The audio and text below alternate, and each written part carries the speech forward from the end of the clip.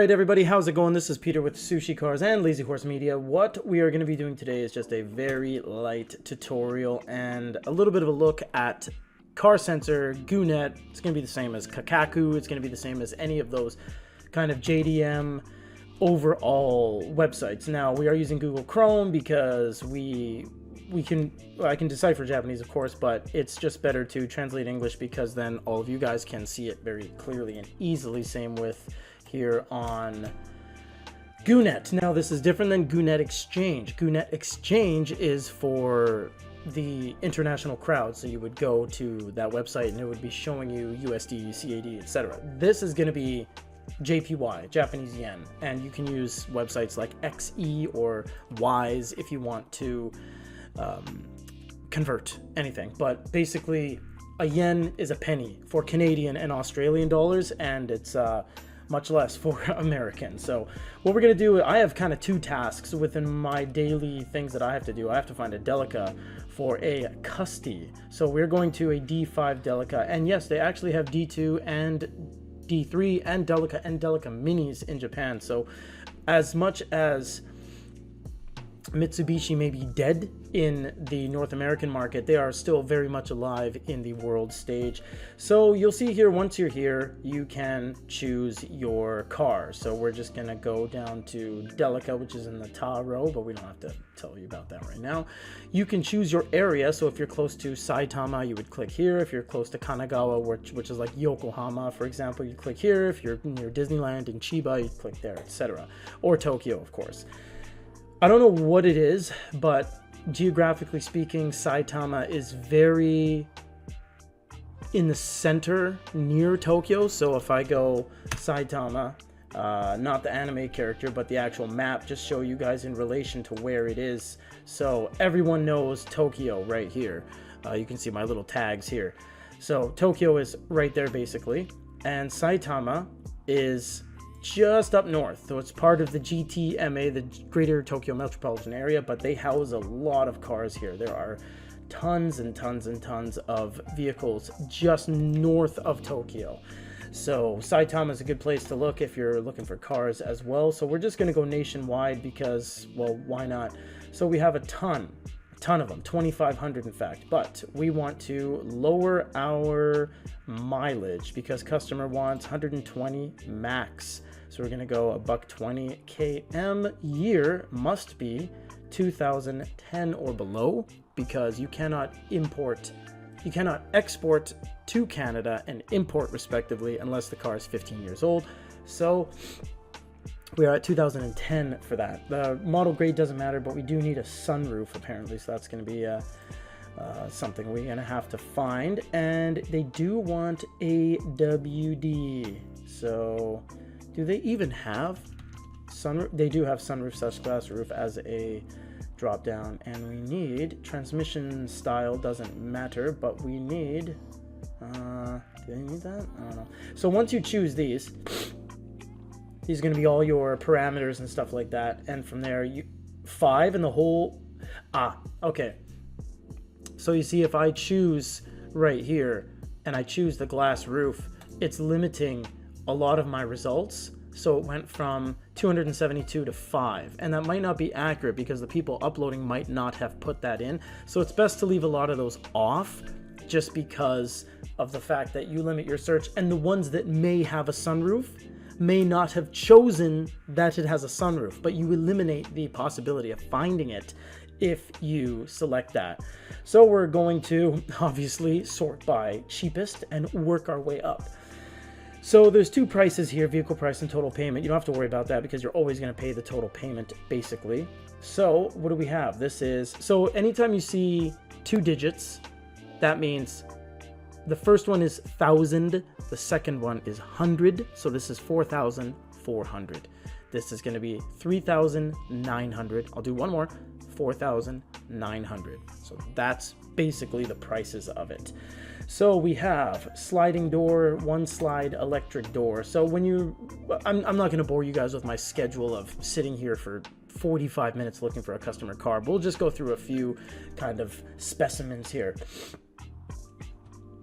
There we go. So if you look at some of these, they have their logo in the image and in the background. So this place is called Proud. So this will be a, that's a really nice 360 of shots that stitched together. Pardon me, I got allergies. Hay fever. So this one has a rear power lift gate. That's really cool. And you look at how many keys they have. You can look over here and see what kind of additional ETC readers or audio systems they may have. This one has a 12 volts. Some of these have plugs actually near the back, like, you know, regular plugs, like a wall outlet basically would have. A lot of these guys on Car Sensor, they post a lot of photos. Some of these have like 100 photos, man. This guy's got 80 photos. That's crazy. Some local listings, which we'll get into in a future video, have like 5 max. They have Craigslist in Japan, but it's called Jimothy, and they have 5 photos you can upload, and it's not very many. So a lot of people do that gridded thing where they show 4 photos in one, just as a way to maximize the amount that they can show. You know, the thing I like about the Delica D5 is because it's one of those all-arounder cars. It is a kind of off-roader, but it's also a city car with sliding doors, kind of all melded into one, rolled into one. It's quite nice, actually. We've had a couple pass through the office. I don't really like the shifter. It's a big, bulky, chunky shifter, so I could live without that. But I think you make these bigger. Yeah, you can. So, it doesn't use keystrokes. Oh, that's unfortunate. Yeah. So we have nav, but nav never really works in North America because it's Japanese nav, Japanese antenna. So don't worry about that. You can just throw in your own deck after the fact. So you don't have to worry too much about that. I love how they put newspaper down instead of actual mats. Not floor mats, but like the thank you for your patronage mats. Usually they put those down. So you can see this one indeed does not have sunroof, but it's got these control rail. Oh, they have vents. Okay, so some breather vents. This one's got 2 keys. That's very... Actually, I had a key... Yeah, right here. We just got a key recently because we are exploring how much it costs to program a key. So this is for our Wagon-R. The blade won't work because it's a used key, but the actual receptor will. So we have power windows on all, but only auto power on one with the little white oval circle there. So that's cool. So when you look at a Delica, there's going to be a couple models. There's going to be a normal Delica, and this one's going to be like a Roadest with a roar package, so it's going to look more ground effecty.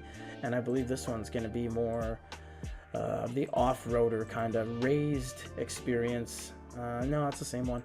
Yeah, so when you go down, it's always good to, save a couple dollars. It's always good to sort by cheapest and work your way up. It's just a good starting place. It's good to start at one extremity and move on. I mean, if you just do the middle ground, you'll be looking forever. So honestly, it does come down to how much money leaves your wallet at the end of the day, but work your way up because typically that is a identifier of the quality of the vehicle. The cheaper you spend, the worse the vehicle is going to be. So it is kind of nice to start at the cheapest and work your way up. So we have nav system, ETC rear. If you can't read anything, don't worry too much because you can just use Google Translate. And if you're on your phone, they do the same thing. Google does translate scripts. It just overlays the entire thing. So as you can see here, we're looking at a complete translation of everything. So if you don't understand the yen price, just again convert it. We'll look at one more thing. We'll go to Subaru and we'll check out Sambars because I have to look for a Sambi and it needs to be a truck. Customer wants a supercharged version, which I know they make the Sambar van and the Diaz and the Stella supercharged, but I don't know that they do the truck supercharged. I know some early Suzuki Carries in 2000, prior to 2000, had a turbo variant. K-trucks are usually NA, typically NA. Watch a supercharged one show up right away and make me look like a complete dumbass. GOONet, not GOONet Exchange. GOONet is going to be a little bit different the way they lay everything out, so it's going to be this little sidebar thing. So you just have to go down here and choose your colors, choose your specifications, and then narrow everything down from there. But this one has that front end mod that almost looks like a weird Miragino Mini Cooper old school grill European type of thing. It's quite interesting. This one Subaru does that a lot. I think they have a Subi that they turn into a VW. It's pretty interesting. Subaru actually doesn't make K cars at all. There's only 4 manufacturers that make K cars. That's Honda, Mitsubishi, Suzuki, and Daihatsu. Anyone outside of that, Nissan, Subaru, Toyota, they actually use the other manufacturers as a way to release their own cars. So this really is something that it's quite time consuming looking for cars on here, because if you saw from some of the results, if you go here and you so much as look at just Delicas in general, there's 2,500 units in the country, and this only gets more and more vast as you look for other things like more traditional cars. I mean, there's 1,000 EK spaces, there's 2,000 EK wagons, there's even 300 EK cross spaces, which aren't even exportable to most countries right now. There are just heaps of cars. So something like, oh, EK Sports, I like this one. Let's just get into it so I can look at it. Oh, this is a nice car. This is an EK Sports. I love the stance of this car. Look at that. Look how nice that looks. Come on, load up. Why isn't it loading?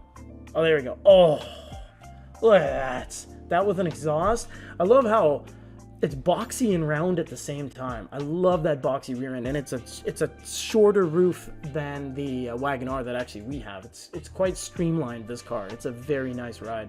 You know, Mitsubishi, as dead as they seem in North America, as we said at the top of the hour, they're very much alive and well. They have a ton of vehicles out here. They just released that electric EKX, I believe, which then the Nissan Sakura branched off of it, because Nissan doesn't make K cars, so they made the EV Sakura. There's too much to explain when it comes to car sensor and stuff like that. And we're going to be doing more of these explanatory videos as we go, but this is simply just an introduction to it, using Google, understanding the yen, what to select for your parameters, making sure you don't choose too many parameters to really back yourself into a corner, because you might not get all the results you wish by choosing too many parameters. If I say, oh, I want front wheel drive AT with a sunroof and a tow hitch, it's like 3 results. It's like, well, you don't know that the other ones did or didn't have a tow hitch because you didn't give it a chance, because you chose too many parameters. So just understand the yen, use Google, sort from cheapest to most expensive, start there, and just get a handle on the situation. That is my recommendation when it comes to these type of sites like GoOnet, like Car Sensor, like Kakaku,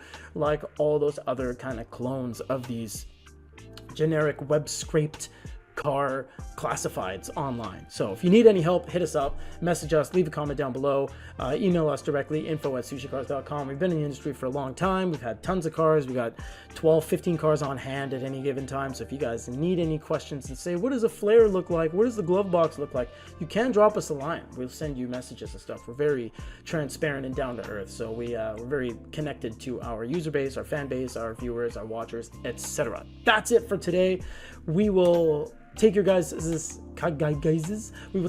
suggestions into account for anything else you want to see in the future on any of these type of videos. But for now, thanks for watching. Until the next one.